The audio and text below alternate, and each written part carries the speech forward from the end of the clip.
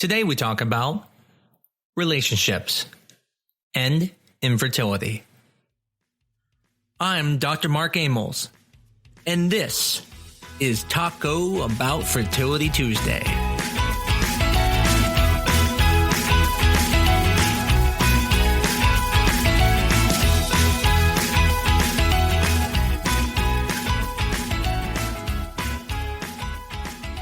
So why did I pick to talk about relationships tonight? Relationships are stressful. But you know what else is stressful? Infertility. I can't tell you how many times I've seen couples come into my office, and by the end of fertility treatment, they're talking about divorce. And keep in mind, very few people get divorced. But almost all couples go through stress in their relationship when they're dealing with infertility. Even personally, my wife and I went through problems when trying to get pregnant. Not the first time, not only the second time, but every time we struggled through IVF, we got stressed, and it definitely affected our relationship. And the thing is that what I've learned over time is that it had nothing to do with one of us being mean or not caring or not trying hard enough. What it really came down to is that we didn't understand each other.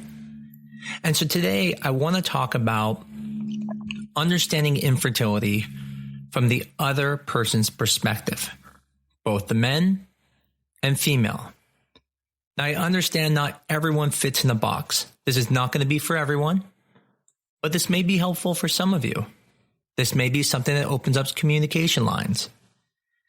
And so I want to start by first talking about my story and with my wife. So my wife and I have been together since we've been 15 years old. And that entire time, inappropriately, we have been together. And there has been many times that we should have got pregnant, but we didn't. And we knew something was probably wrong, because how come we never got pregnant for all these years? But eventually, we finally went to go get help. And I was at the hospital, and I thought, let me do a semen analysis just to make sure there's nothing wrong. And I remember getting the results and seeing them, and they were so severe. I was devastated. I was also embarrassed. Here it is, something so simple. I mean, in the big picture, as men, we don't have to do much. We just have to give a sample. And here's something I couldn't even do.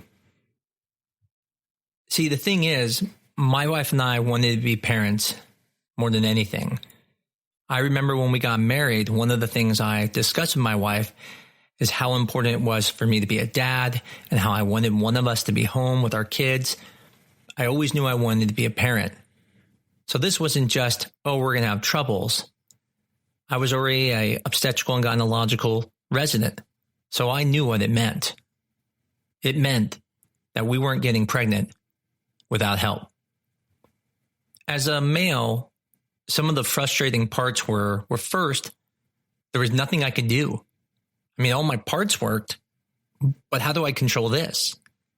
And it's frustrating because as guys, we don't like to be unsuccessful. Additionally, I want to have a child with my wife, and here it is, I can't help her have a child, which means I know I'm going to be causing her sadness because of something I can't do. I remember that day when I came home, I didn't say anything to my wife. And eventually I did, because she realized something was wrong, and I explained. And we were both very sad. It crushed us. Now we're years later now, and I don't have that same feeling of failure after we've had time to talk and discuss things. And my wife ended up having some issues too, but in reality, if I didn't have my issues, my wife could get pregnant easily. It's just when we look at IVF, it shows her problems more. But in reality, I still do to this day feel kind of inferior that I wasn't able to get her pregnant naturally. Now, I don't say this to make anyone feel sorry for me or that I'm trying to open up my feelings. I'm telling you this because you would probably never know this about me. I talk about my sperm counts being low. I make jokes about it. My friends make jokes about it. And it doesn't bug me at all. Yet even now, I still have that little bit of me that goes, I wish I could have done that. I wish I could have done it without help. And I'm thankful that I live at a time where we can be helped. I'm so thankful for my family. But the point is, if someone like myself who laughs at it, who can joke about it and literally announce it to the world, then it's probably possible that your partner also has some of these feelings. Infertility is one of the greater stressors in life, usually for females more than males. In one study of 200 people, 50% of the women said it was the most upsetting moment in their life when they found out they were infertile. Yet only 15% of the males did. Now, does that mean men don't care as much as women? No. Matter of fact, I think what it is that men have never thought about being a parent until they've been a parent. Now, sure, there's some who think about it like I did, but most guys want to have a kid because their wife wants to have a kid. But once they have kids, they're extremely excited. Matter of fact, I remember when my wife was pregnant, even though I wanted to have kids more than anything, my wife was the most important thing in my life. To the point that I've always said, if anything comes down to her or the babies, it is her and not the babies. I would rather lose my children than lose my wife. But that was before I had kids. See, I never met my kids. I never held a doll. I've never pretended to be a dad. I just knew I wanted to be a dad with this woman. But at this point, she is the most important thing in my life. But after having my kids, my view has changed dramatically. When we got pregnant the second time, it was absolutely the kids first before my wife, which she agreed with. It had nothing to do that I don't love my wife. I love my wife just as much, but I got a taste. I got a taste of what it's like to have something love you so much that you don't even know what to do. As men, we don't get it. It doesn't make sense to us why women could be so upset about something such as not being able to get pregnant. I mean, you have each other. And remember, for guys, you're the most important thing. But see, men, you've never played with dolls. You've never pretended to be a mom. You know, I watch my daughters growing up, and it's amazing seeing them just nurture babies, want to help people. It's what makes us different than women. Women are more nurturing, and not only are they more nurturing, but they've actually gone through the steps in life being told they're going to be a mom. They're going to have a family. And so they're almost raised to be prepared for this. So imagine the expectations your entire life. You've been told you're going to be a mom. You're going to have this baby. You're going to produce this baby. It starts to become the most important thing you're supposed to do in your life. And then one day it comes up and you find out you can't get pregnant. Now, to us, we look at it as like, okay, there's a problem. We can fix it. But to them, they feel like they just let you down because that was actually their job in the relationship. Regardless if it's the woman's issue or if it's the male issue, women still have stress if they're not able to get pregnant because they also have a timeline. See, guys, they can go their whole life, still make sperm, but women do not have that ability. So it's not only now that they can't get pregnant, but they have a smaller time frame to get pregnant. Stay with us. We'll be right back. Hey, it's Pat Flynn here, host of the award-winning podcast, the Smart Passive Income Podcast, which was created to help you learn how to become an entrepreneur. And in the simplest way, too. You know, entrepreneurship can be very difficult. I like to simplify things. And I interview people like Josh Hall and Shane and Jocelyn Sams and Maria Fela. Who are they? Well, they're people just like you, people who have taken action after listening to the show and have built a business that has changed their lives. And I'd love to share an episode with you that I think will inspire you to get started too. Check out the link in the description or go to smartpassiveincome.com/122 to get inspired, get what you need to get started, and change your life. You got this, and thank you. And as guys, we don't appreciate this. We don't understand that you feel this is something you were supposed to provide and that you're letting the relationship down. Matter of fact, in some cultures, I've had women ask me if we can put a baby in them and just say it was his because they're so afraid of letting the man know that they can't have a baby. Now, obviously, that's a very extreme example, but it still comes back to the point. If your entire life you were raised and told that you are the one carrying a baby, that you are the one bringing this life into the family, then all the pressure is on you. And when you can't do that, it is immensely stressful. Now, don't think guys aren't stressed too. I mean, as I told you my story, I was definitely stressed. And as a matter of fact, we find that when the fertility problem is with the men, there's a higher chance they're going to be more stressed. But in reality, what most guys are frustrated by is that they can't do anything, even when it's not their problem.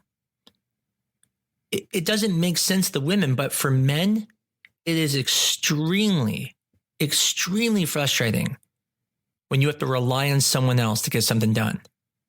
No guy ever comes to my office and thinks, I'm really glad we brought another guy to help us have a baby. It sucks. And now they have to basically give in that someone else needs to help them have a kid. And for a man, it's frustrating because one, he can't fix it. And that's what he wants to do. He wants to help you more than anything, and he can't. Now, in your mind, you're thinking, well, he can support me. But the thing is, this is where most of the issue occurs. Because men and women think completely different. The weird thing with men is that when we get stressed, we react a lot different than women. We seem to withdraw from the situation. We get very focused and become more silent. Now, if my wife sees that, she's going to think, well, he doesn't care. Why does he ever talk about this? Why does he always just go do something and get focused on playing a video game or something? But in reality, he cares a bunch. That's the reason why he's so withdrawn. He's trying to figure things out because that's what guys do. They want to fix things. They want to figure it out. Now, on the other hand, women do not withdraw from the situation. Instead, they want to talk about it. They feel overwhelmed, but they want to be emotionally involved in the situation and want to talk about their problems. But for us, that becomes almost a tension. We don't want to talk about it. Matter of fact, we'll talk about it when we're ready to talk about it. But you're ready to talk about it now. And we're not ready to talk about it now. And neither of us know that. So now we're frustrated because we have to hear about it and we're not ready to hear about it because we're thinking of all the other stressors such as, I can't make her happy because now she can't have a kid. How much is it going to cost us? I don't even know if we have enough money. She's thinking, why does he not care about this? I can't have a kid. This is the most important thing in my life. And he doesn't even care. Can you really put a dollar amount on a family? Does he really even want a family now? Is he the right guy for me? Does he know how much I want a kid?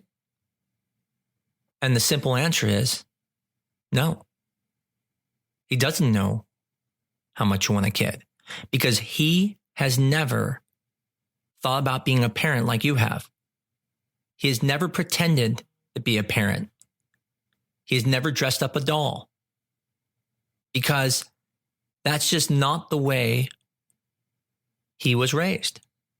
And in some ways, a perspective for women to see is that men become extremely depressed and low self-esteem when they lose a job or if they're not bringing in enough money. And the thing is you're happy. You're together with him. Who cares? Because you're together. But see, you've never been raised where you were told your whole life that you are going to bring home the bacon, that you are going to support your family, that's your number one job. Matter of fact, the reason men build this work ethic is because they've been trained this way. And many men even commit suicide because they lose a job. It is so important to their self-esteem. Yet for a woman, it's almost unthinkable. Why would anyone kill themselves just for losing a job? It doesn't make any sense. What expectation did you have in life that would make you feel you're worthless because you don't have a job? Get another job. What's the big deal? That's because we all have different expectations in life. Almost everything in our life that leads to stress is due to an expectation that we had. And why wouldn't you have an expectation? I mean, who thinks that, oh yeah, we'll probably get married and then, we're going to probably have kids and, we'll probably need to see a fertility doctor? No. No one's going to think like that because that's not a normal situation. For 85% of the world, when they want to have a baby, they put on the movie Chocolate, have a little wine, and make a baby. But for the other 15%, which includes myself, we need help. And that doesn't fit our expectation that we grew up with.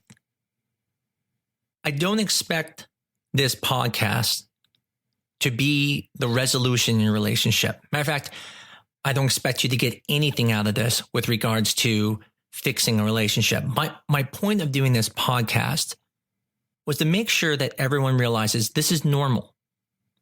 You're not the only couple who's being stressed out. You're not the only couple who thought, isn't it weird that we don't even like having sex just to try to make a baby? A lot of people feel that way when it no longer is about enjoyment and love, but is about just trying to make a baby and it's not happening. I want people to realize that maybe it's not their spouse that is the issue. Maybe it's the fact that they're talking two languages and that they don't realize they both want the same goals, but the way they respond is different. And what you really need is you need a counselor. I know a lot of people look at counselors and think, that's so weak. We don't need that. We're stronger than that. But you're not seeing a counselor to make your relationship better. You're not seeing a counselor to prevent divorce because you guys aren't compatible and they're going to make you compatible. Absolutely not. If you guys shouldn't be together, you're going to get divorced. What they're going to do is open up communication lines so you can start understanding things that you didn't understand before. So then you won't have a divorce or won't hurt your relationship for something that's not really there. You just thought it was there. I think one of the biggest epiphanies I ever had in my life was reading the book Men Are From Mars, Women Are From Venus. The day I read that book, I realized I never understood women. I changed everything after reading that book. I started understanding that when women look at a situation and see something, in their head, they go, well, if I did that, It must have been for this reason, so that must be why they're doing it. So then I was able to realize that when I do stuff, I have to take a second to think, how could she interpret what I'm doing as?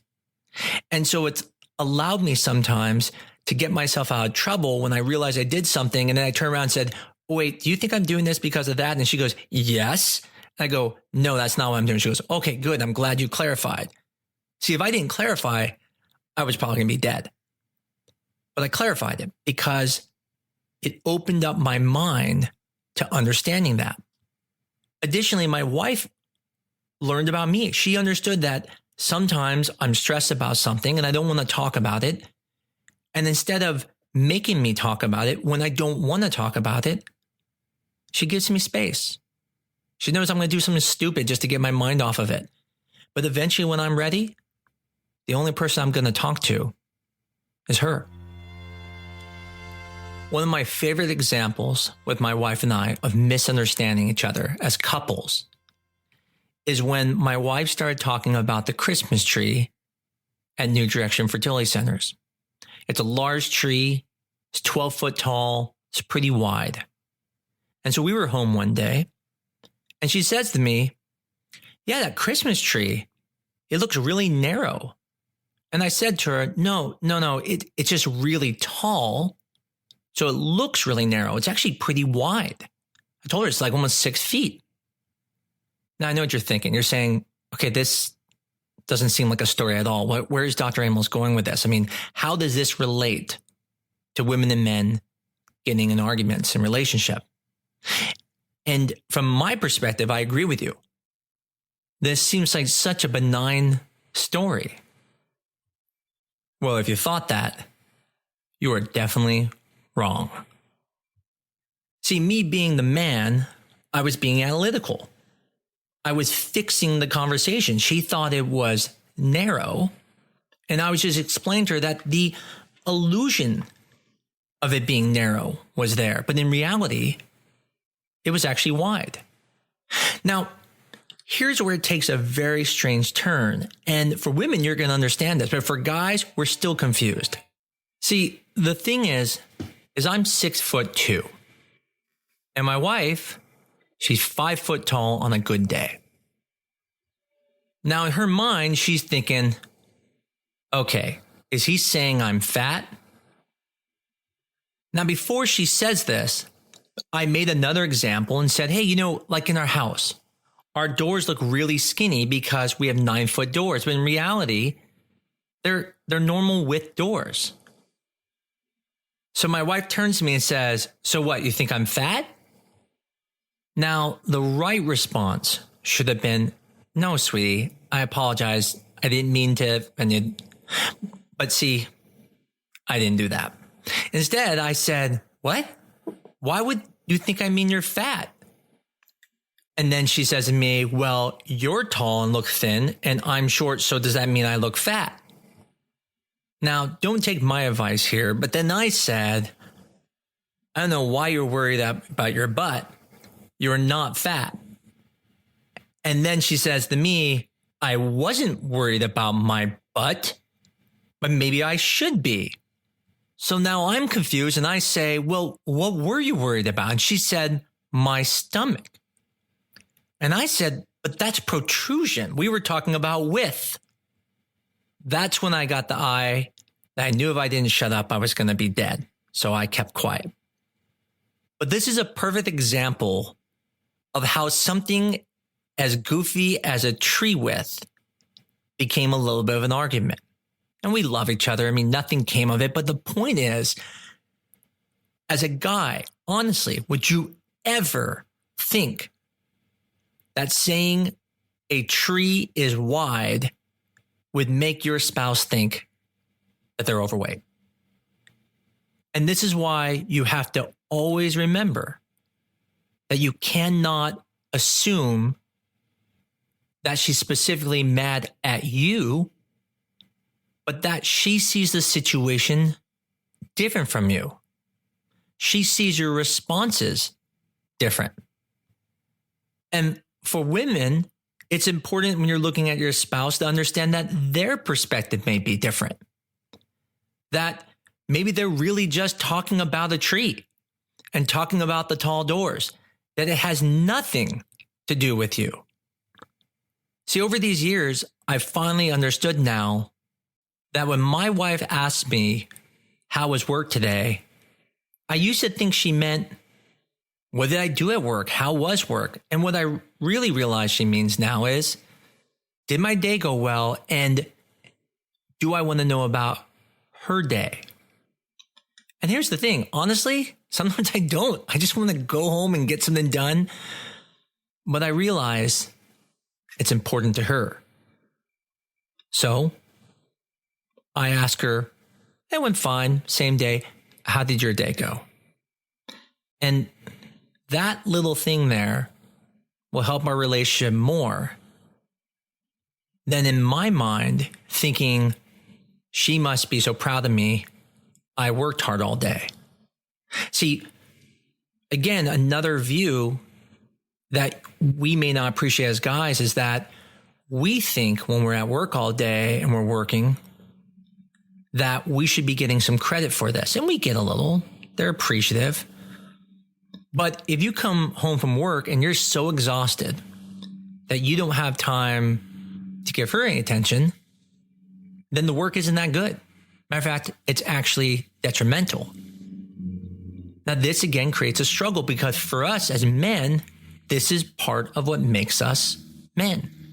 We're supposed to work hard. We're supposed to bring home money. We're supposed to support the family. And yet, in her mind, part of being married was talking, was being able to talk about each other's day when you get home. And so if that interrupts that, work is now bad, yet for you, work is good. You have to remember, we both see in different perspectives. And if you can't find a way to communicate, this is where counselors come into play. Before we end, I just want to talk about two things. And that is, first, I also think women tend to blame themselves more than men. And I mean that because whenever women come in my office, it's like they always assume they're the cause of infertility. Even though there's a 50% chance it could be just as much him as it is her, they always blame themselves. Matter of fact, I had a patient, not just once, but many times, where she's had 3 kids before, he's had 3 kids before. And then they sit down and she goes, oh, I know it's me. I said, why do you know it's you? And she says, well, because he's had a kid before. And then I look at her and I said, but you've had kids before. See, this is what's so unique about men and women. Women are so loving. They're willing to even take the blame before there's blame. Now, men, we don't want it to be us. Matter of fact, most women don't realize we're scared to death it's us. We don't want me to tell that our pistol can't shoot bullets. But we also assume it's not us because we never take blame. Matter of fact, that's what's so great sometimes about being a guy is that you can just go, oh, not my fault. And we don't miss a beat. Whereas women, you would constantly feel stressed out about it. Is it my fault? Did I do it? And yet we're like, yeah, definitely not us. And what's interesting is that even in this situation where she's had 3 kids and he's had 3 kids, she assumed it's his problem. And as a matter of fact, many men won't even come in for semen now. So they're so afraid to find out and they know it probably isn't them. But in reality, 50% of the time it is. Just keep in mind that, again, this podcast is not going to save a marriage. This podcast is not going to change much in your relationship. But what it should do is hopefully, if you both can listen to this, open up communication lines, take away the fear that maybe it's not just unique to you, that there's nothing wrong with your relationship. Everyone's relationship deals with this. And that if you need help, it's normal to use a counselor. I want to finish this with this last story. I think this last story exemplifies how men and women are different. And this should be the nail in the coffin that makes you go, okay, we can't be stressed at each other anymore for fertility because we are definitely different. And so the story is about this gentleman who's an older guy But when he was younger, he got married. And after they got married, his wife one night woke up in the middle of the night and found him making a sandwich. And what he'd do is he'd take out the food, make the sandwich.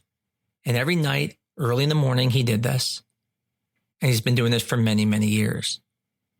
Now, his wife, wanting to be part of that, started waking up with him. And so every night they would wake up, they would make the sandwich, and then he would cut the crust off of the sandwich. And then he would give her the crust, and he would eat the sandwich. And this went on for 20 years. And then one day, this whole time she keeps thinking, why does he keep giving me the crust? I mean, here it is. I wake up with him every day and I eat the sandwich with him. And yet he constantly gives me the crust. And so she gets brave and says to him, I've been waking up with you for the last 20 years and I enjoy it. But every time we meet and eat the sandwich, you give me the crust. Why do you always give me the crust? And with almost tears in his eyes, he turns to her and says, because that's my favorite part. We see the world different. Stress in relationships is rarely about something wrong with the relationship and more about communication. I hope this podcast was helpful to some of you, and if it wasn't, maybe you got a good laugh. As always, I greatly appreciate everyone's reviews. I appreciate getting the word out about us, and I look forward to talking to you next week. Until next week, this is Talk About Fertility Tuesday.